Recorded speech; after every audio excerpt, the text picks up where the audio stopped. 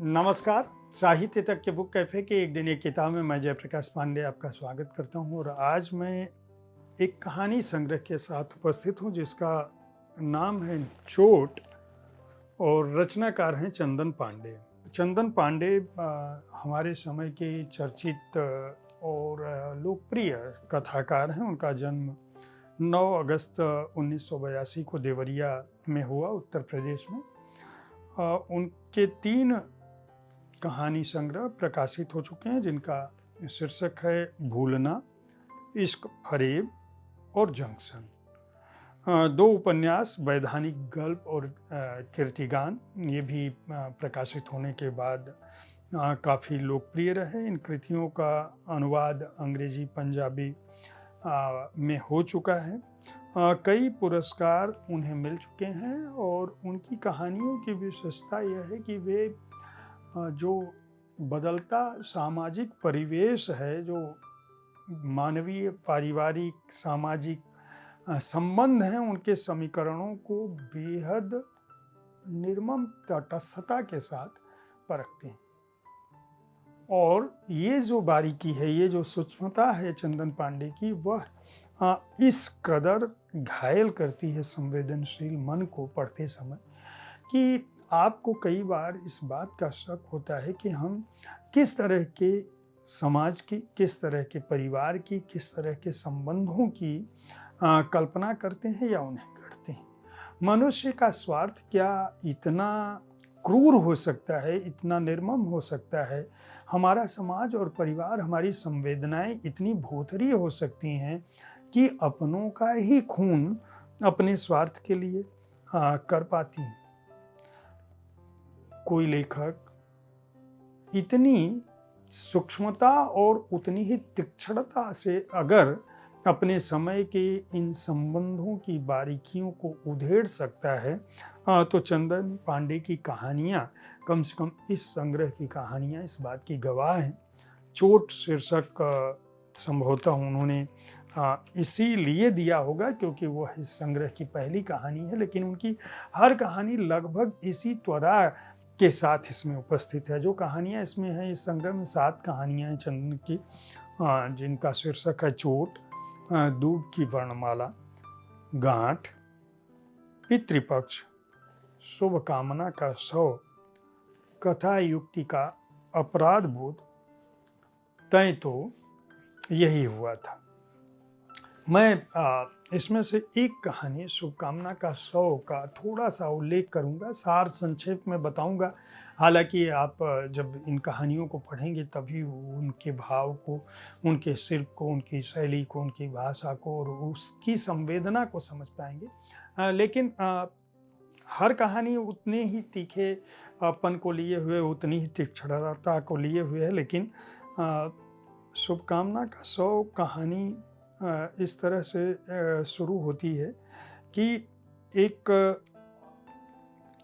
लड़की है, इसकी नायिका जो कामना उसका नाम है, 33 वर्ष की उसकी उम्र है और कामना का जो है वजन धीरे धीरे घटता जा रहा है। वह विधवा हो चुकी है और बहुत लड़ाकी थी वह, जब शुरू से ही बहुत लड़ाकू मिजाज की थी। तो जब वह विधवा हो जाती है तो एक दिन उसके ससुराल वाले, उसकी जो जेठ जेठानियाँ, इसका बहुत एक जैसा विवरण है वो आपके सामने, वो शब्द चित्र जो है वह पूरा माहौल परिदृश्य अगर आप कहानी पढ़ेंगे तो खड़ा हो जाएगा। मैं सार संक्षेप में बता रहा हूँ कि एक दिन बहुत झगड़ा होता है ससुराल में और उसकी जेठ जेठानियाँ सब मिलकर तय करते हैं कि इसको इसके मायके पहुँचा दिया जाए।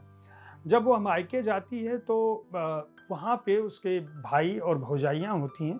कोई स्वागत उसका नहीं करना चाहता है, लेकिन सबके दिमाग में ये होता है कि इसके पास ससुराल में इसके पति के हिस्से की ज़मीन होगी और वह ज़मीन काफ़ी उपजाऊ होती है, तो उस ज़मीन पर हम इसका हक मांगेंगे। एक तरफ वह बीमार है, दिनों दिन उसका वजन कम हो जाता जा रहा है। जिस लड़के से उसकी शादी हुई थी, पारिवारिक पृष्ठभूमि है कि उसके मायके की किस तरह से वो लड़ाई झगड़ा करती थी और किस तरह से उसकी शादी के लिए एक ऐसे लड़के को देखा गया जो जिसके पास ज़मीन जायदाद तो थी, लेकिन कमाने के लिए वह ट्रक पर जाता होता है और वह महीनों में सालों में घर आता है और उसके आने जाने के दौरान यह प्रेम को समझ नहीं पाती है। उस दौरान वह चला जाता है और फिर जब बीमार होके आता है और बीमार होके आता है, घर में बड़ी दुर्दशा है इसकी, इसको नौकर की तरह से ससुराल में एक तरह से रखा जाता है, काम-काज करती है, लड़ाई झगड़ा करती है, लेकिन अपना काम भी करती है, सबका काम करती है। उस समय तक लोग बर्दाश्त करते हैं और जब पति आता है तो पता चलता है कि लोग कहते हैं कि उसको एड्स है। बहुत हिकारत की नज़र से देखते हैं, वो मरणासन अवस्था में होता है और उसी समय संवेदना के उस स्तर पर एक दिन वह उसको घर से बाहर लेकर जाती है रात के समय में और फिर दोनों बात करते करते उस भावुकता में हो जाते हैं जहाँ उनका आपस में संसर्ग हो जाता है। उसका पति ही, उस संसर्ग से वो पति फिर बाद में मर जाता है और शायद इसको वह रोग लगा है जिसके बाद यह निकाली जाती है अपने ससुराल से मायके। वहाँ ये लोग मुकदमा करते हैं, उसके बाद कानूनी लड़ाई झगड़े का किस तरह का परिदृश्य है, वकीलों की किस तरह से उठापटक है, कोर्ट कचहरी की है।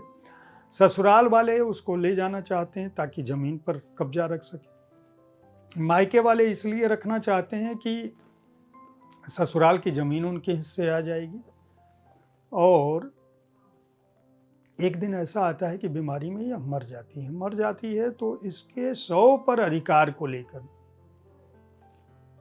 पहले वकील फीस के लिए मांगता है हिस्सा की ज़मीन में हम हिस्सा लेंगे, उसके बाद ससुराल वाले हिस्सा मांगते हैं कि वो उस पर लड़ाई करते हैं कि 100 हम फूकेंगे।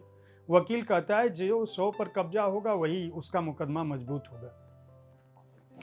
स्थिति ये होती है कि शमशान में युद्ध मचता है, कई टुकड़ों में इसका 100 विभक्त हो जाता है, 100 से अधिक लाशें जलती हैं और कामना को उसका हक मिलता है या नहीं मिलता है, लेखक इस बात को छोड़ देता है क्योंकि वो मर चुकी है। इस तरह की कहानियाँ जब भी आप पढ़ते हैं, मन के कोने अतरे में हम किस तरह का, हम समझते हैं कि गंवई समाज बहुत सहृदय होता है, रिश्तों की डोर बड़ी बारीक होती है, लेकिन यह कौन सा समाज है, कौन सी परंपरा है, कौन सा गांव है, कौन सा परिवार है। हर कहानी के साथ चंदन पांडे इसी तरह की संवेदना से झकझोरते हैं, अपने लेखन से झकझोरते हैं अपने पाठकों को। राजकमल पेपरबैक्स ने इस संग्रह को प्रकाशित किया है। 7 कहानियां हैं, मूल्य 250 रुपये है और पृष्ठ संख्या 152। उम्मीद है साहित्य तक का यह एपिसोड आपको पसंद आया होगा। कल ठीक इसी समय ऐसे ही किसी एक कृति के साथ मैं फिर मिलूंगा। देखते रहिए साहित्य तक। धन्यवाद।